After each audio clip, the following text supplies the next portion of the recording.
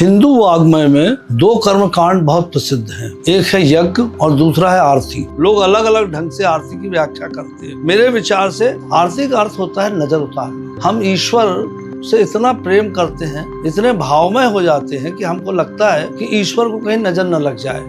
एक व्यक्ति को केवल एक लौ से आरती करना चाहिए। शर्त यह है कि आरती करने वाले की नजर और परमात्मा की मूर्ति में स्थापित नजर दोनों इस तरह मिले कि बीच में वो लौ जो हो आरती की वो उन दोनों आंखों के बीच से इस तरह गुजरे कि एक क्षण को अंधेरा हो जाए आंखों, ताकि कंटिन्यूटी देखने की खत्म हो जाए। नजर लगने के लिए एक सबसे जरूरी चीज है कि जिसको देखोगे, जिस पर नजर लगेगी, उसमें एक कंटिन्यूटी आती है। एक कंटिन्यूटी के साथ वो कंटिन्यूटी अगर टूट जाती नजर नहीं लगती। हर माए अपने बच्चों के लिए, हर बहन अपने भाई के लिए, हर पत्नी अपने पति के लिए आरती उतारते वक्त यही कार्य करती है और यही आरती का मूल कारण है। बहुत से लोग आरती करते वक्त कोई गीत गाएंगे जिसको वो आरती बोलते हैं। आरती गाने की वस्तु नहीं है, आरती करने की वस्तु, ईश्वर की नजर उतारने की वस्तु।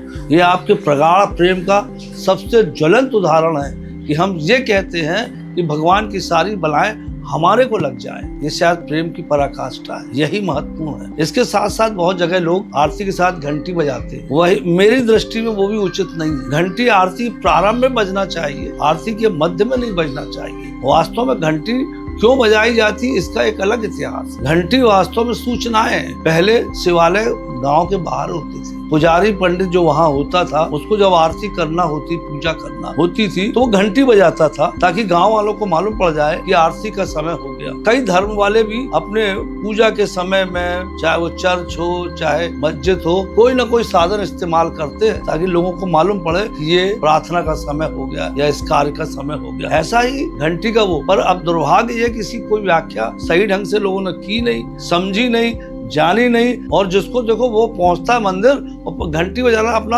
अधिकार समझता है। जितना घंटी बजाए सोचता ईश्वर उतना ही खुश हो गए। आप देखिए गिरजाघर में जब प्रार्थना का वक्त होता वो घंटी बजाते। हम स्कूल में जब जाते घंटी बजती तो मालूम पड़ता प्रार्थना का समय है, हमारे पीरियड का समय है, हमारी छुट्टी का समय है।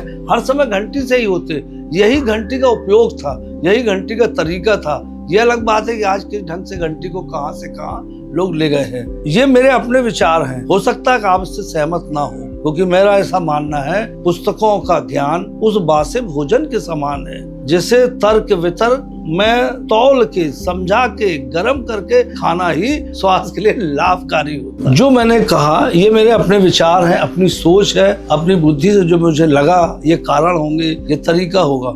जरूर नहीं कि आप इससे सहमत हो। अगर आप सहमत नहीं तो आवश्यक नहीं है। ये अपना अपना सोच है, अपना अपना ढंग है। अच्छा लगे तो सब्सक्राइब करना।